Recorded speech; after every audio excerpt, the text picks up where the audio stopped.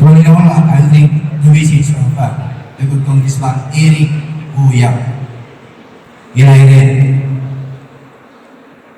To our distinguished guests, fellow public servants from the different provinces of the region CAR, development partners from the different regional line agencies, representatives from our local government units, members of civil society, my dear brothers and sisters from across the Cordillera. Isang magandang araw sa inyong lahat and a warm and a heartfelt welcome to the beautiful province of Benguet. It is with immense pride and gratitude that we receive all of you as we gather under the theme Smart Cordillera, enabling local enterprise through transformation and accelerated regional autonomy. Yet beyond the words of our theme lies a greater purpose. We are here because we believed in the limitless potential of the Cordillera. This gathering is a testament to the enduring spirit of the Cordilleran people, whose strength has always been rooted in unity, resilience, and shared commitment to building a better future for our Canadians for generations to come. Our mountains have never been barriers. They have been silent witnesses to the courage and ingenuity of our people. They have shaped communities that learn to thrive through hard work, cooperation, and unwavering respect for culture, tradition, and one another. But the world around us is changing rapidly. Technology is redefining economies, creating new opportunities, and transforming the way people live and do business. The question before us is no longer whether we should embrace digital transformation. The question, how ensure that every entrepreneur in Benguet, Apra, Apayao, Ifugao, Kalinga, Mountain Province, Baguio, and every city and municipality in our region has the opportunity to grow, innovate, and compete without leaving behind the values that make us distinctly Cordilleran. Technology is not an end itself. It should strengthen local industries, create opportunities, connect our communities, and ensure that progress reaches even the most remote corners of our region. Digital transformation must never be about replacing who we are. It must about amplifying who we have always been. Imagine our local coffee, heirloom rice, woven products, woodcrafts, fresh produce, and countless indigenous enterprise reaching markets for beyond our mountains.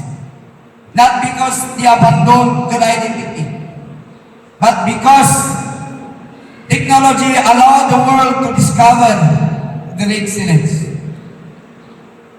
This is what Smart Cordillera should be in region, where innovation strengthens tradition, where technology creates opportunity, and where progress reaches every community, not just our urban centers, but even most remote barangays. But technology alone cannot define our future. The future of Cordillera must also be shaped by the Cordilleran people themselves. That is why the continuing pursuit of meaningful regional autonomy remains relevant today.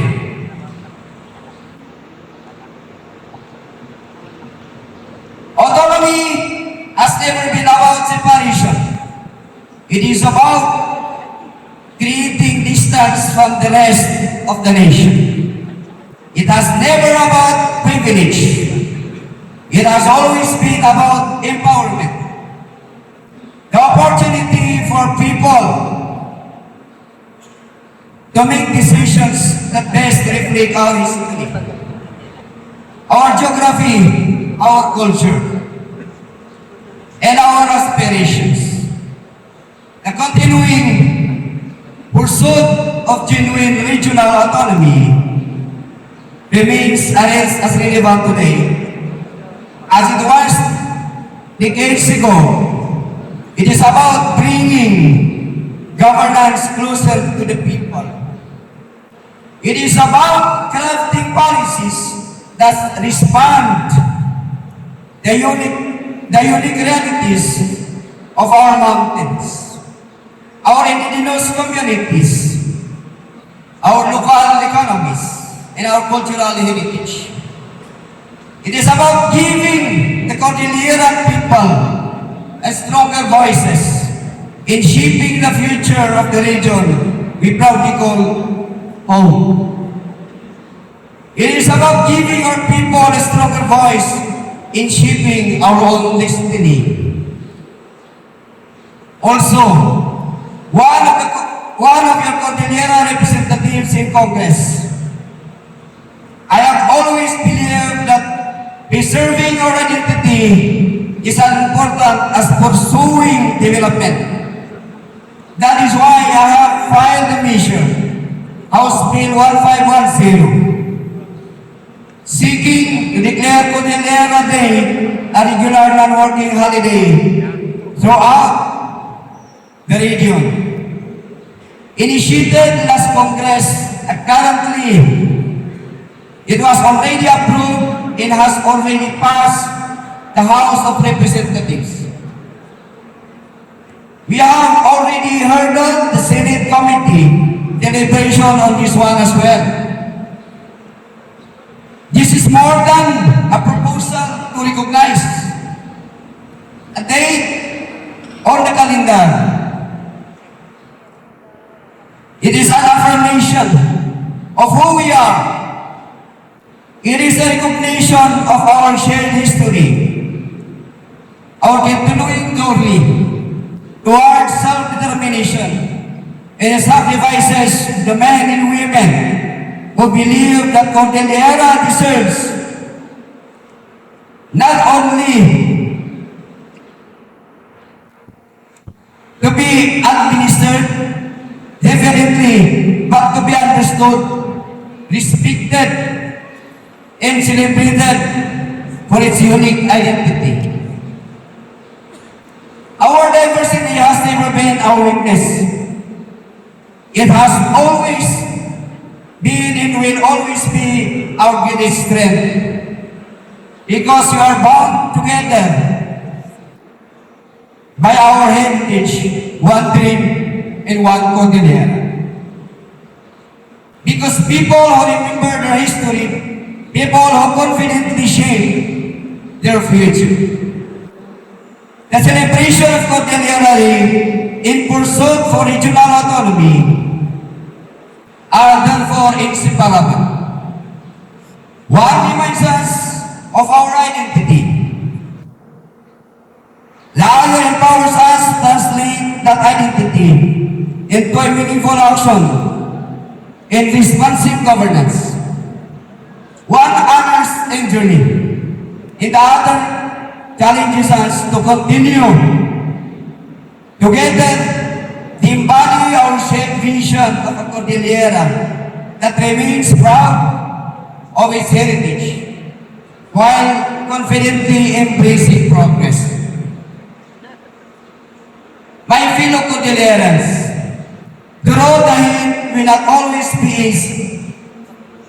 The challenges of economic growth, digital transformation, environmental protection, and regional development cannot be solved by one province, one agency, or one leader alone. To my fellow leaders, it was never meant to be a competition of who is better among us. It was never about our political aspirations, our alliances, or personal agenda. We may differ in our approaches, priorities, and perspectives, but let those differences lead to better ideas, not deeper divisions. Let us choose collaboration over rivalry, respect over resentment, and constructive engagement over words that diminish or divide. There is no place for politics that seeks to pull others down, simply to give time. Our people expect more from us. They deserve leaders who celebrate one another's success, extend a helping hand in times of need, and recognize that when one Cordillera province rises, the entire Cordillera will lead. Let this story remember the generation of leaders, not for the divisions we created, but for the bridges we built, not for the opportunities we denied to one another, but for the future we choose to build together. United in purpose, respectful in our differences, and steadfast in our commitment to our people. There is no challenge to gain for the Cordillera to overcome. Throughout history, whenever the Cordillera stood together, we are proud that our unity was stronger than our differences. Today, it has renewed that spirit. It has built partnerships of boundaries. May this gathering produce not only meaningful discussions, but concrete actions that will empower our entrepreneurs, inspire young people,